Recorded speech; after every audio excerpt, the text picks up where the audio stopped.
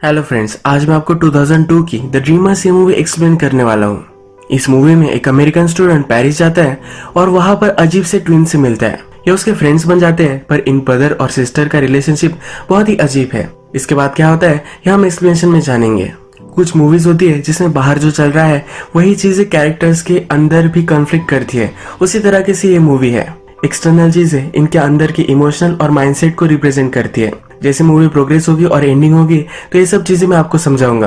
तो चलिए इसे एक्सप्लेन करना स्टार्ट करते हैं। मूवी स्टार्ट होती है और हमारा मेन कैरेक्टर जिसका नाम है मैथ्यू, ये इंट्रोड्यूस होता है। ये मैथ्यू ही है जो हमें ये सब स्टोरी सुना रहा है। मैथ्यू अपनी एजुकेशन कंप्लीट करने के लिए अमेरिका छोड़कर डायरेक्टली पेरिस आ जाता है। मैथ्यू को मूवीज बहुत ही पसंद आती है। इसने बहुत सारी मूवीज देखी है और सब चीजें इस मूवीज के बारे में पता है।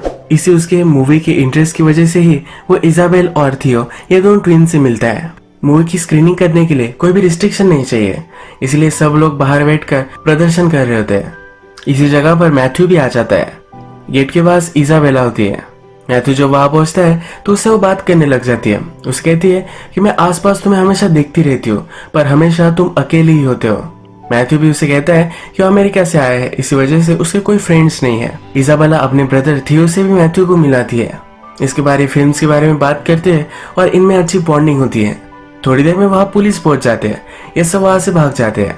देर रात तक अलग अलग चीजों के बारे में बात करते हैं। पेरिस की ब्यूटीफुल स्ट्रीट से जाते हुए मैथ्यू को लगता है कि वो बहुत ही फॉर्चुनेट है। उसके अच्छे से 2 फ्रेंड्स बन चुके हैं। मैथ्यू जब घर पहुंचता है तो अपनी मदर को लेटर लिखता है। वो बहुत ही खुश है कि उसके अब फ्रेंड्स बन चुके हैं। जब वो सुबह उठता है तो उसे थियो का कॉल आता है। थियो उसे आज रात डिनर के लिए घर बुलाता है। मैथ्यू शाम में उनके घर पहुंचता है। जब घर देखता है तो बहुत ही बड़ा घर होता है। इसाबेला फिर मदर को मैथ्यू से मिलवाने के लिए लेकर जाती है। मदर को एक्सपेक्टेड नहीं था कि मैथ्यू डिनर के लिए आने वाला है, पर फिर भी वो एडजस्ट कर लेते हैं। इसाबेला कहती है कि मेरे फादर से मिलो, उन पर अच्छा इंप्रेशन तुम जमाना। इसाबेला के फादर एक पोएट होते हैं। इसके बाद जब ये डिनर टेबल पर होते हैं तो फादर पोएट्री में किस तरह से इंस्पिरेशन आती है इसके बारे में बात कर रहे होते हैं, पर इस पर मैथ्यू का थोड़ा भी ध्यान नहीं होता। इस पर वो चिढ़ जाते हैं और कहते हैं क्या तुम सोच रहे थे। मैथ्यू कह नहीं रहा होता पर उसे फोर्स करते हैं। वो कहता है कि मैं इस लाइटर को देख रहा था, किस तरह से इस लाइटर में और आसपास हमारे जो भी सब चीजें हैं इसमें बहुत ही अच्छे से एक सिमेट्री है। जिस तरह से वेल कंपोज्ड म्यूजिक बजता है उसी तरह से ब्यूटीफुली इसमें भी एक अच्छी सी हारमोनी है। फादर जब ये सब सुनते हैं तो इम्प्रेस्ड हो जाते हैं। फादर थियो कहते हैं कि तुम्हारे जनरेशन में भी इस तरह से कंस्ट्रक्टिव चीजों को देखा जा सकता है। थियो की पॉलिटिकल ओपिनियन बहुत ही स्ट्रांग है और हमेशा उसे सब चीजें गलत लगती है। इसी वजह से फादर उसे ताना मारते हैं। इसी वजह से फादर और उसका थोड़ा सा झगड़ा होता है। एक्चुअल में इजाबेल के फादर और मदर यहाँ नहीं रहते, वो पोएट है तो विजिट करते रहते हैं। इस घर में थियो और इजाबेला अकेले ही रहते हैं। रात में फादर इन दोनों के लिए वो चेक लिखते हैं और चले जाते हैं। फादर मदर के जाने के बाद मैथ्यू फिर भी यही रुकता है। इजाबेला उसे किस करती है और कहती है कि क्या तुम यही रुकने वाले हो, और ये डिसाइड कर लेता है। जब थियो और मैथ्यू बात करते हैं तो इनकी बातों से हमें पता चलता है कि हमेशा इन दोनों में कन्फ्लिक्ट होती है। कन्फ्लिक्ट है इसका मतलब ये नहीं कि वो अच्छे फ्रेंड्स नहीं बन सकते, फिर भी इनमें बहुत सारी चीजें कॉमन है।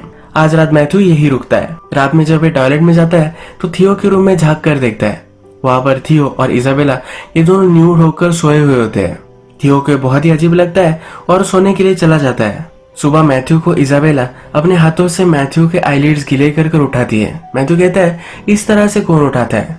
इजाबेला कहती है कि हमेशा थियो को मैं ऐसे ही उठाती हूँ। मैथ्यू को ये चीज बहुत ही अजीब लगती है। इसके बाद इजाबेला मैथ्यू को बाथरूम में बुलाती है। मैथ्यू जब ब्रश कर रहा होता है तो उसके पास वो आती है। उसकी लिप्स देखती है और कहती है कि बहुत ही ब्यूटीफुल है। यहाँ पर थियो मैथ्यू से कहता है कि तुम अकेले रहते हो, तुम हमारे पास आकर रह सकते हो, तो अच्छे से फ्रेंड्स बन सकते हैं। मैथ्यू कहता है क्या तुम दोनों को इससे कोई भी प्रॉब्लम नहीं है। इजाबेला कहती है कि एक्चुअल में मेरा आइडिया था। यहाँ पर इजाबेला होती है पर फिर भी थियो बात करने लग जाता है। थियो और इजाबेला एक दूसरे को अपना ही पार्ट समझते हैं। जब इनका बर्थ हुआ था तो एक दूसरे की बॉडी से जुड़े हुए थे, इसी वजह से एक दूसरे से वो शर्म नहीं करते। जैसा मैथ्यू को लग रहा था कि इन दोनों में कोई फिजिकल रिलेशनशिप होगी, तो ऐसा कोई भी नहीं है। ये दोनों अपने माइंड में एक दूसरे को अलग अलग नहीं समझते। मैथ्यू भी इनके साथ रहने के लिए मान जाता है और शिफ्ट कर देता है। एक दिन जब वे हैंग आउट कर रहे होते हैं तब इनका एक गेम होता है। इसमें मूवी का डायलॉग कोई बोलता है और मूवी का नेम गेस करना होता है। अगर कोई गेस नहीं कर पाया तो उन्हें एक डेयर करनी होती है। एक पुरानी मूवी में उस मूवी के कैरेक्टर्स आर्ट म्यूजियम से भागते भागते बाहर निकल गए थे। ये उन्होंने बहुत ही कम वक्त में किया था। अब इन्हें भी आइडिया आती है कि उन्हें भी ये करना चाहिए। मैथ्यू डर रहा होता है अगर वो पकड़ा गया तो फिर से उसे अमेरिका जाना पड़ेगा। ये दोनों उसे मना लेते हैं और एक कर भी आते हैं। ऐसी अजीबोगरीब लाइफस्टाइल जीकर ये सब खुश है। घर में थियो और इजाबेला, इन दोनों में जो भी रिलेशनशिप है, इससे मैथ्यू जरा अनकंफर्टेबल है। इसे समझ में नहीं आता कि ये चलता क्या है। एक दिन वो थियो को बाहर लेकर आता है और थियो से पूछता भी है कि ऐसा कैसे तुम रह सकते हो।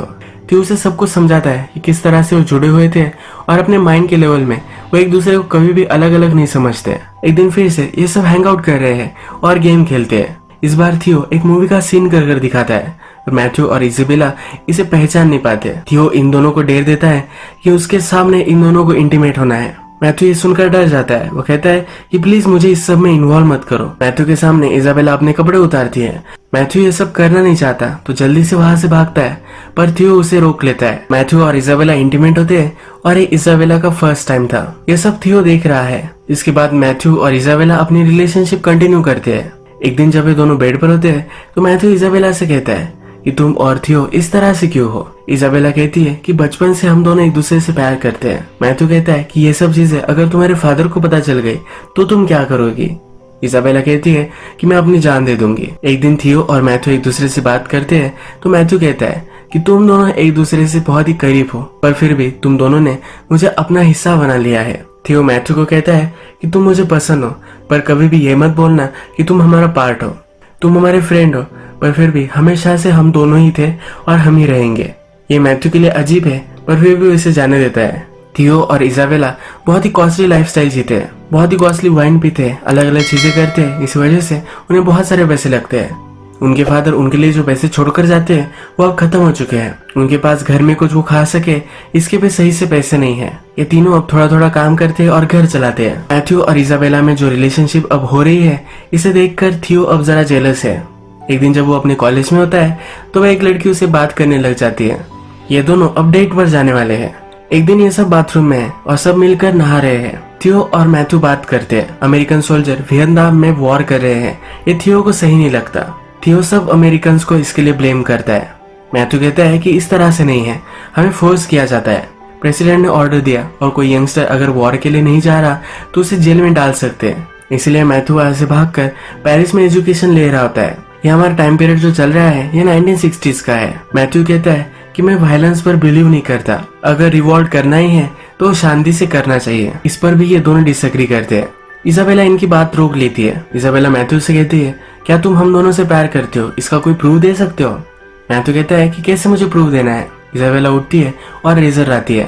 थियो और इजाबेला ये दोनों मिलकर उसके प्यूबिक हेयर्स काटना चाहते हैं। मैथ्यू इन दोनों पर बहुत ही चिढ़ जाता है। वो कहता है कि तुम ये सब जो कर रहे हो ये सब गलत है।